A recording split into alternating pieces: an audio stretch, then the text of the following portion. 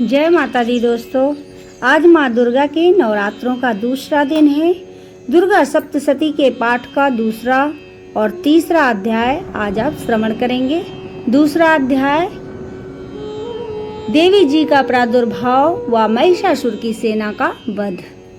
श्री मार्कंडेय जी बोले, पूर्व काल में देवताओं और असुरों में पूरे 100 वर्षों तक घोर संग्राम हुआ था। उसमें असुरों का स्वामी महिषासुर था और देवताओं के नायक इंद्र थे। उस युद्ध में देवताओं की सेना महाबली असुरों से परास्त हो गई थी। संपूर्ण देवताओं को जीतकर महिषासुर इंद्र बन बैठा। तब पराजित देवता प्रजापति ब्रह्मा जी को आगे करके उस स्थान पर गए जहां भगवान शंकर और विष्णु भगवान विराजमान थे। देवताओं ने महिषासुर के पराक्रम तथा अपनी पराजय का यथावत वृत्तांत उन दोनों देवेश्वरों से विस्तार पूर्वक कह सुनाया। वे बोले, भगवान महिषासुर सूर्य, इंद्र, अग्नि, वायु, चंद्रमा, यम, वरुण तथा अन्य देवताओं के भी अधिकार छीनकर स्वयं ही सबका अधिष्ठाता बन गया है। उस दुरात्मा महिष ने समस्त देवताओं को स्वर्ग से निकाल दिया है। अब वे मनुष्यों की भांति पृथ्वी पर विचरते हैं। दैत्यों की ये सारी बातें हमने आप लोगों से कह सुनाई। अब हम आपकी ही शरण में आए हैं, उसके वध का कोई उपाय सोचिए। इस प्रकार देवताओं के वचन सुनकर भगवान विष्णु और शिव जी ने दैत्यों पर बड़ा क्रोध किया। उनकी भौहें तन गई और मुख टेढ़ा हो गया। तब अत्यंत कोप से भरे हुए चक्रपाणि श्री विष्णु जी के मुख से एक महान तेज प्रकट हुआ। इसी प्रकार ब्रह्मा जी, शंकर जी तथा इंद्र आदि अन्य देवताओं के शरीर से भी बड़ा भारी तेज निकला। वह मिलकर एक हो गया। महान तेज का ये पुंज जलते हुए पर्वत सा जान पड़ा। देवताओं ने देखा वहां उनकी ज्वालाएं संपूर्ण दिशाओं में व्याप्त हो रही हैं। संपूर्ण देवताओं के शरीर से प्रकट हुए उस तेज की कहीं तुलना नहीं थी। एकत्रित होने पर वह एक नारी के रूप में परिणत हो गया और वह अपने प्रकाश से तीनों लोकों में व्याप्त जान पड़ा। भगवान शंकर का जो तेज था उससे उन देवी का मुख प्रकट हुआ। यमराज के तेज से उनके सिर में बाल उत्पन्न हुए। श्री विष्णु भगवान के तेज से उनकी भुजाएं उत्पन्न हुई। चंद्रमा के तेज से दोनों स्तनों का तथा इंद्र के तेज से कटि प्रदेश का प्रादुर्भाव हुआ। वरुण के तेज से जंघा और पिंडली तथा पृथ्वी के तेज से नितंब भाग प्रकट हुआ। ब्रह्मा के तेज से दोनों चरण और सूर्य के तेज से उनकी उंगलियां उत्पन्न हुई। वसुओं के तेज से हाथों की उंगलियां और कुबेर के तेज से नासिका प्रकट हुई। उन देवी के दांत प्रजापति के तेज से और तीनों नेत्र अग्नि के तेज से प्रकट हुए थे। उनकी भौहें संध्या के और कान वायु के तेज से उत्पन्न हुए थे। इसी प्रकार अन्य देवताओं के तेज से भी उन कल्याणमयी देवी का आविर्भाव हुआ। तदंतर समस्त देवताओं के तेज पुंज से प्रकट हुई देवी को देखकर महिषासुर के सताए हुए देवता बहुत प्रसन्न हुए। पिनाकधारी भगवान शंकर ने अपने शूल से एक शूल निकाल कर उन्हें दिया। फिर भगवान विष्णु ने भी अपने चक्र से उत्पन्न करके भगवती को अर्पण किया। वरुण ने भी शंख भेंट किया। अग्नि ने उन्हें शक्ति दी और वायु ने धनुष तथा बाण से भरे हुए 2 तरकश प्रदान किए। सहस्त्र नेत्रों वाले देवराज इंद्र ने अपने वज्र से वज्र उत्पन्न करके दिया और ऐरावत हाथी से उतार कर एक घंटा भी प्रदान किया। यमराज ने काल दंड से दंड, वरुण ने पास, प्रजापति ने स्फटिक की माला तथा ब्रह्मा जी ने कमंडल भेंट किया। सूर्य ने देवी के समस्त रोमकूपों में अपनी किरणों का तेज भर दिया। काल ने उन्हें चमकती हुई ढाल और तलवार दी। क्षीर सागर ने उज्ज्वल हार तथा कभी जीर्ण न होने वाले 2 दिव्य वस्त्र भेंट किए। साथ ही उन्होंने दिव्य चूड़ामणि, 2 कुंडल, कड़े, उज्ज्वल अर्धचंद्र, सब बाहुओं के लिए केयूर, दोनों चरणों के लिए निर्मल नुपुर, गले की सुंदर हसली और सब उंगलियों में पहनने के लिए रत्नों से बनी अंगूठियां भी दी। विश्वकर्मा ने उन्हें अत्यंत निर्मल फरसा भेंट किया, साथ ही अनेक प्रकार के अस्त्र और अभेद कवच दिए।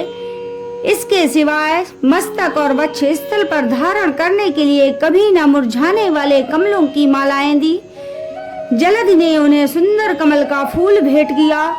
हिमालय ने सवारी के लिए सिंह तथा भांति भांति के रत्न समर्पित किए। धनाध्यक्ष कुबेर ने मधु से भरा पान पात्र दिया तथा संपूर्ण नांगों के राजा शेष ने, जो इस पृथ्वी को धारण करते हैं, उन्हें बहुमूल्य मणियों से विभूषित नांगहार भेंट किया। इसी प्रकार अन्य देवताओं ने भी आभूषण और वस्त्र देकर उन देवी का सम्मान किया। तत्पश्चात उन्होंने बारंबार अट्टहास पूर्वक उच्च कोटि से गर्जना की। उनके भयंकर नाद से संपूर्ण आकाश गूंज उठा। देवी का वह अत्यंत उच्च स्वर से किया हुआ नाद कहीं समा ना सका। आकाश उनके सामने छोटा प्रतीत होने लगा। उससे बड़ी भयानक प्रतिध्वनि हुई, जिससे संपूर्ण विश्व में हलचल मच गई और समुद्र कांप उठा। पृथ्वी डोलने लगी और समस्त पर्वत हिलने लगे। उस समय देवताओं ने अत्यंत प्रसन्नता के साथ सिंह वाहिनी भवानी से कहा, देवी तुम्हारी जय हो। साथ ही महर्षियों ने भक्ति भाव से विनम्र होकर उनकी स्तुति की। संपूर्ण त्रिलोकी को क्षोभ ग्रस्त देख दैत्यगण अपनी समस्त सेना को कवच आदि से सुसज्जित कर हाथों में हथियार लेकर सहसा उठकर खड़े हो गए। उस समय महिषासुर ने बड़े क्रोध में आकर कहा, ओह ये क्या हो रहा है।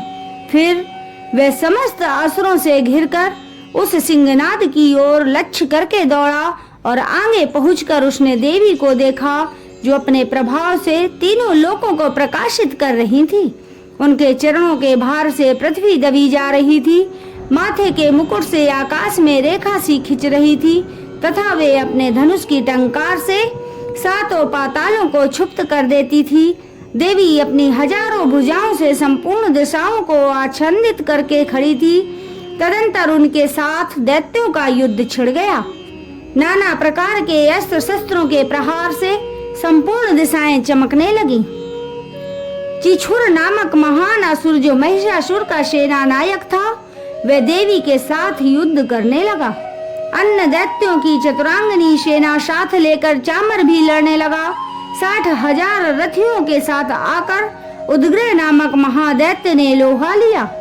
1 करोड़ रथियों को साथ लेकर महाहनु नामक दैत्य युद्ध करने लगा, जिसके रोए तलवार के समान तीखे थे। वह असिलोमा नाम का महादैत्य 5 करोड़ रथी सैनिकों सहित युद्ध में आ डटा। 60 लाख रथियों से घिरा हुआ वास्कल नामक दैत्य भी उस युद्ध भूमि में लड़ने लगा। परिवारिक नामक राक्षस हाथी सवार और घुड़सवारों के अनेक दलों तथा 1 करोड़ रथियों की सेना लेकर युद्ध करने लगा।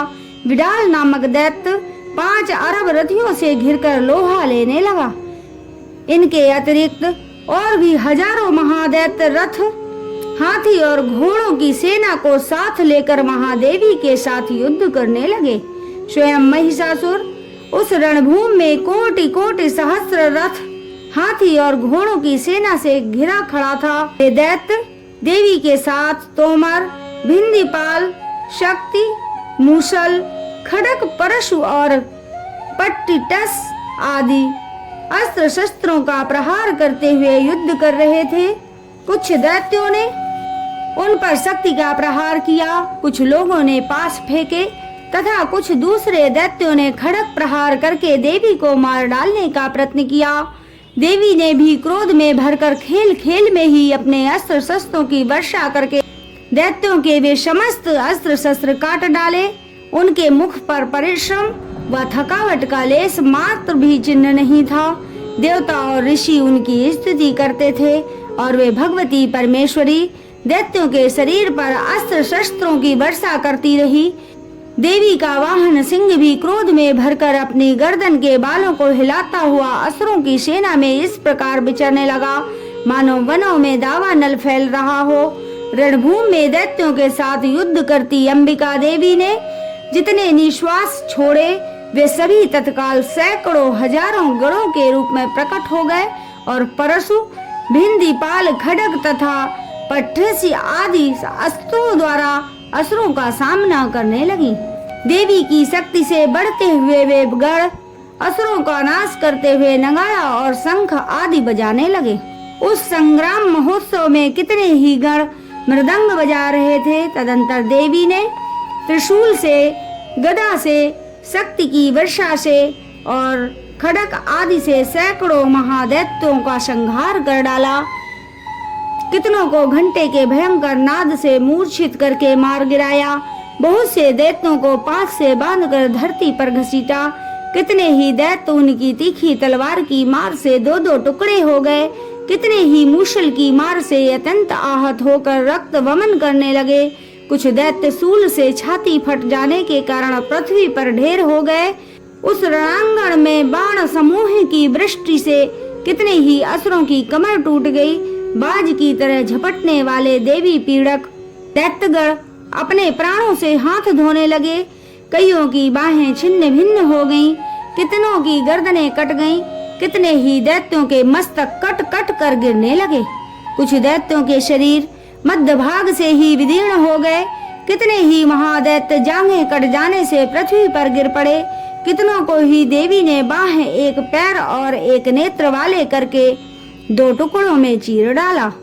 कितने ही दैत्य मस्तक कट जाने पर भी गिरकर फिर उठ जाते और केवल धड़ के ही रूप में हथियार हाथ में ले देवी के साथ युद्ध करने लगते थे।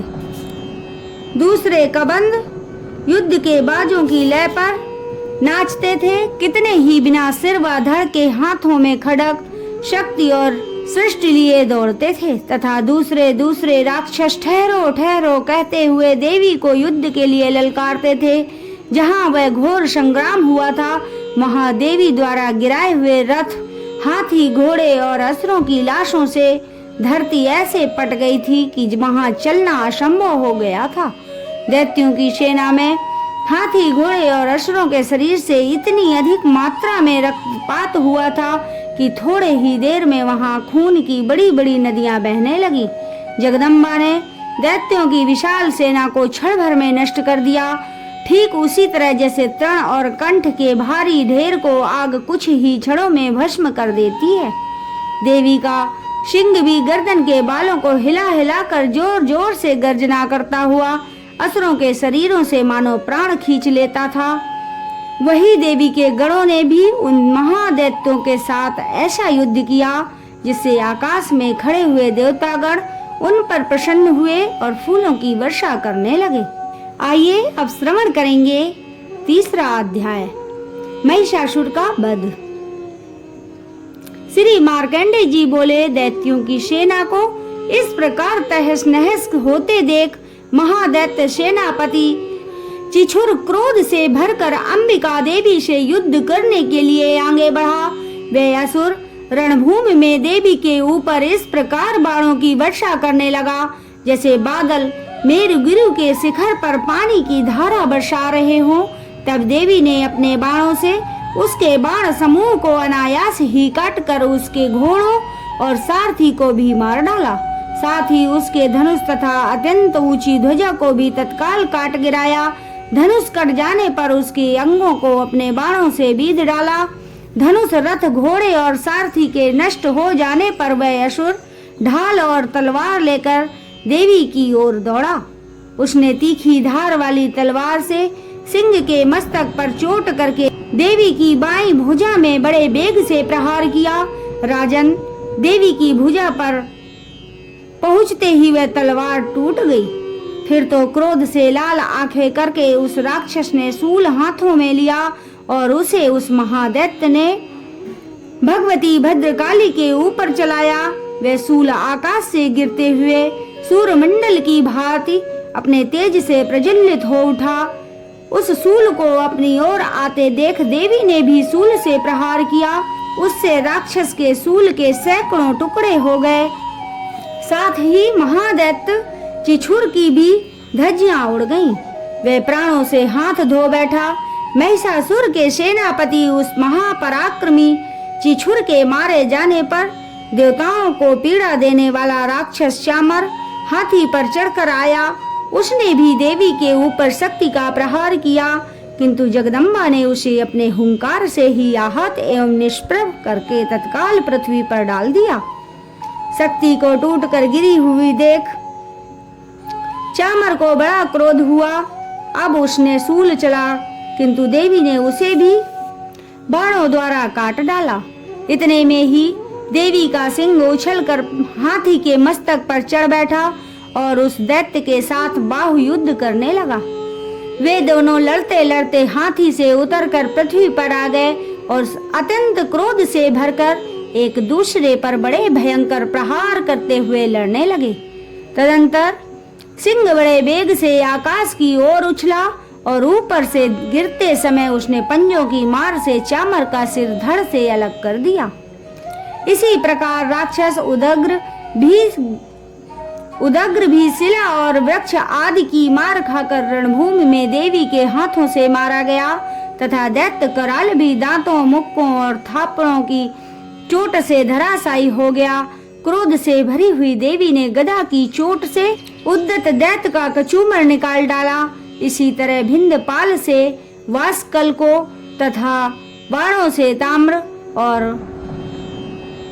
अंधक को मौत के घाट उतार दिया। 3 नेत्रों वाली परमेश्वरी ने त्रिशूल से उग्रास्य, उग्रवीर तथा महाहनु नामक दैत्यों को मार डाला। तलवार की चोट से विडाल के मस्तक को धड़ से काट दिया।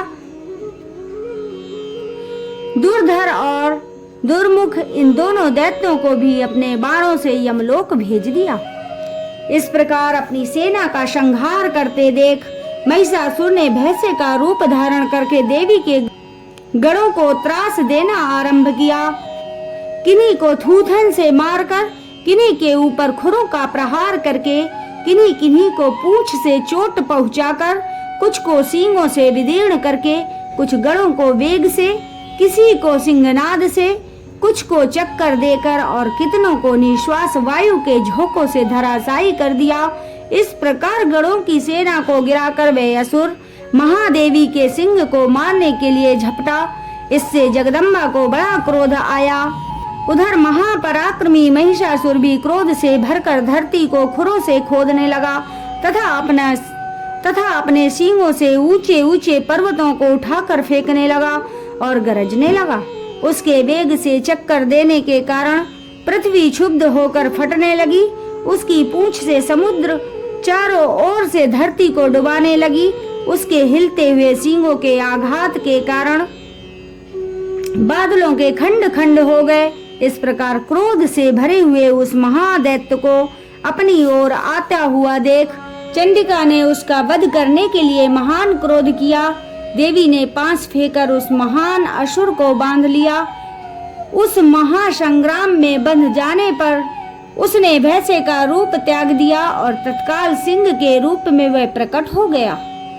उस अवस्था में जगदम्बा ज्यों ही उसका मस्तक काटने को तत्पर हुई, त्यों ही वह खड्गधारी पुरुष के रूप में दिखाई देने लगा। तब देवी ने तुरंत ही बाणों की वर्षा करके ढाल और तलवार के साथ उस पुरुष को भी मर्माहत कर दिया। इतने में ही वह महान गजराज के रूप में परिणत हो गया। तब वह अपनी सूंड से देवी के विशाल सिंह को खींचने और गरजने लगा। खींचते समय देवी ने तलवार से उसकी सूंड काट डाली। अब उस महादैत्य ने पुनः भैंसे का शरीर धारण कर लिया और पहले की भांति चराचर प्राणियों सहित तीनों लोकों को व्याकुल करने लगा। तब क्रोध से भरी हुई चंडिका बारंबार उत्तम मधु का पान करने लगी और लाल आंखें करके हंसने लगी। उधर से वह बल और पराक्रम के मद से उन्मत्त हुआ राक्षस गरजने लगा और अपने सींगों से चंडी के ऊपर पर्वतों को फेंकने लगा। उसी समय देवी अपने बाणों के समूह से उसके फेंके हुए पर्वतों को चूर्ण करती हुई बोली। बोलते समय उनका मुख मधु के मद से लाल हो रहा था और वाणी लड़खड़ा रही थी। देवी ने कहा, अरे मूढ़, मैं जब तक मधु पीती हूँ तब तक तू क्षण भर के लिए खूब गरज ले। मेरे हाथ से यहीं तेरी मृत्यु हो जाने पर अब शीघ्र ही देवता भी गर्जना करेंगे। श्री मार्कंडेय जी बोले। ऐसा कहकर देवी उछली और उस महादैत्य के ऊपर चढ़ गईं। फिर अपने पैर से उसे दबाकर उन्होंने शूल से उसके कंठ में आघात किया। उनके पैर से दबा होने पर भी महिषासुर अपने मुख से दूसरे रूप से बाहर आने लगा। अभी आधे शरीर से ही वह बाहर निकल पाया था कि देवी ने अपने प्रभाव से उसे रोक दिया। आधा निकला होने पर भी वह महादैत्य देवी से युद्ध करने लगा। तब देवी ने बहुत बड़ी तलवार से उसका मस्तक काट गिराया। फिर तो हाहाकार करती हुई दैत्यों की सारी सेना भाग गई तथा संपूर्ण देवता प्रसन्न हो गए। देवताओं ने दिव्य महर्षियों के साथ दुर्गा देवी का स्तवन किया। गंधर्वराज गाने लगे तथा अप्सराएं नृत्य करने लगी।